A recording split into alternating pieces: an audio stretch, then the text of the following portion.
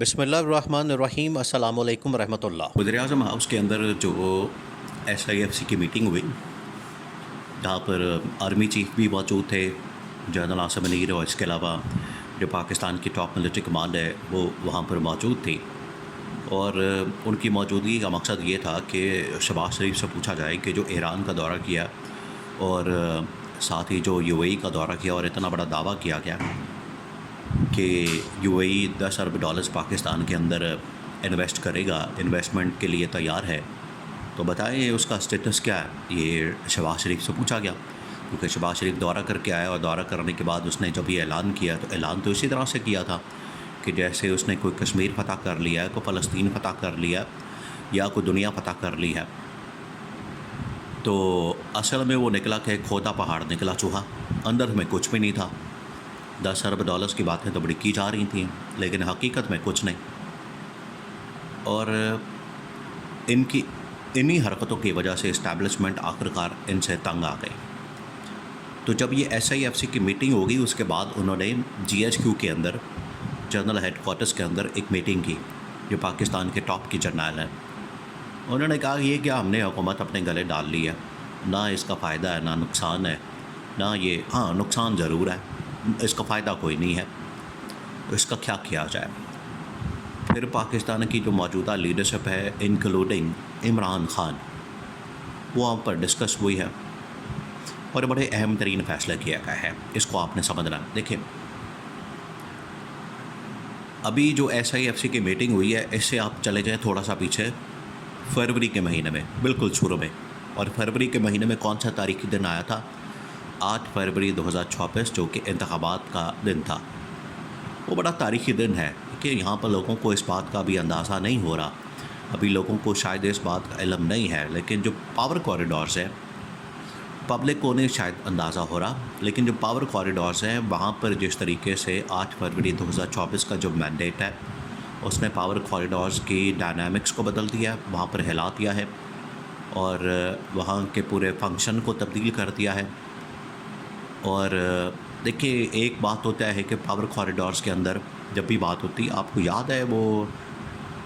نگران وزیر اعظم انوار اللہ کاکڑ کا ایک جملہ، اس نے جب حنیف عباسی کا آمنا سامنا ہوا انوار اللہ کاکڑ سے، تو حنیف عباسی کو ایک تانا دیا تھا انوار اللہ کاکڑ نے کہ تم تو فارم 47 والے ہو، تم مجھ سے کیا بات کرو گے، تمہاری اتنی اوقات ہے، تمہاری اتنی حیثیت ہے۔ یہ جو مینٹالٹی ہے، یہ جو مائنڈ سیٹ ہے، یہ پاور کوریڈورز کے اندر ہے کہ یہ فارم 47 والے ہیں، جعلی ہیں، 2 نمبر ہیں، جھوٹے ہیں، یہ ہمیں بتائیں گے کہ ہم نے کیا کرنا ہے۔ اس وجہ سے ان سے ہمیشہ پوچھا جاتا ہے، ان سے سوال کیا جاتا ہے، ان سے پوچھ گچھ کی جاتی ہے۔ یہ جواب دہ ہے اسٹیبلشمنٹ کو، کیونکہ اسٹیبلشمنٹ ان کو لے کر آئی ہے۔ اب جب پوچھا گیا کہ ہاں جی بتائیں آپ نے UAE کے اندر کیا گل کھلایا، یا آپ نے کیا کیا، کوئی کارنامہ بھی ادا کیا، یا ویسے ہی منہ اٹھا کے آگے اور دعوے کرنے شروع کر دیے ہیں، تو وہاں پر یہ بتایا گیا ہے کہ جنرل صاحب انہوں نے تو ابھی سے وعدہ کیا ہے، اور اسی وعدے کی بنیاد کے اوپر ہم آگے ہیں، آگے کام کرنا باقی ہے، اور کام آپ کو پتہ ہے، کام کرنا تو ان کے لیے موت ہے، کام تو یہ نہیں کرتے، کام تو ہے ہی نہیں ان کے پاس، نہ کرنے کو، نہ کوئی سمجھ ہے، نہ ویژن ہے۔ عمران خان تو ان کے بارے میں پہلے بتا چکا تھا کہ یہ جس طرف پاکستان کو لے کر جا رہے ہیں وہ تباہی اور بربادی کا راستہ ہے، وہ ملک تباہی اور بربادی کی طرف چلا جائے گا۔ ملک جو ہے مکمل طور پر ان لوگوں نے تباہ کر دینا ہے، بیڑا غرق کر دینا ہے، اور آج وہی ہوا، آج بالکل وہی ہو رہا ہے کہ ملک جو ہے وہ تباہی اور بربادی کی طرف جا رہا ہے، اور ان کے پاس کرنے کو کچھ ہے نہیں۔ عمران خان کو پکڑ کے انہوں نے جیل میں رکھا ہوا ہے، اور باتیں یہ بڑی بڑی کرتے ہیں، لمبے لمبے دعوے کرتے ہیں، بڑے بڑے دعوے کرتے ہیں، اور حقیقت ان کی تب تو کھلتی ہے جب ان سے پوچھا جائے کہ لائے آپ پریکٹیکلی کیا کیا ہے۔ تو جب یہ SIFC کی میٹنگ ہوئی ہے، SIFC کی میٹنگ کے بعد جو پاکستان کی ٹاپ ملٹری کمانڈ ہے وہ بیٹھی ہے جنرل ہیڈ کوارٹرز میں، یعنی کہ GHQ کے اندر، انہوں نے وہاں پر یہ سارا معاملہ ڈسکس کیا ہے۔ شہباز شریف کے ساتھ ملاقات، UAE کا دورہ، ایران کا دورہ، پھر army chief general Asim Munir کا جرمنی کا دورہ، انہوں نے سارا ڈسکس کیا کہ حالات کیا ہے۔ جنرل عاصم منیر کو تو مکمل پلس کا اندازہ ہے، کہ نہ صرف عوام بلکہ انٹرنیشنل کمیونٹی ان کو پتہ ہے کہ وہ صرف ایک ہی بات کرتی ہے کہ آپ کے ملک میں الیکٹڈ گورنمنٹ کیوں نہیں ہے، آپ کے ملک میں عمران خان نامی شخص کو ووٹ پڑا۔ لیکن جس طرح سے جرمنی میں گئے ابھی جنرل عاصم، تو جنرل عاصم کو کہا گیا ہے کہ آپ کے ملک میں عمران خان نامی شخص کو ووٹ پڑا، جیل میں ہونے کے باوجود کہ وہ جیل میں ہے اور اس کو ووٹ پڑا، اس کو سپورٹ ملی ہے، عوام نے اس کو مینڈیٹ دیا ہے۔ تو حکومت میں آپ نے کس کو بٹھایا ہوا؟ حکومت ہے شہباز شریف کی، جس کی وجہ سے انہوں نے کہا ہے کہ یہ ملک کا نظام اس طرح سے نہیں چلے گا، ملک ایسے نہیں چلے گا، یہ تو آپ ملک کو بالکل ہی تباہی اور بربادی کی طرف لے کر جا رہے ہیں، آپ اپنے ہاتھوں سے خود ملک کا بیڑا غرق کر رہے ہیں، یہ انہوں نے کہا۔ تو آرمی چیف نے یہ ساری سچویشن رکھتی ہے ملٹری کمان کے سامنے کہ باہر کے ملک اور یہاں پاکستان کی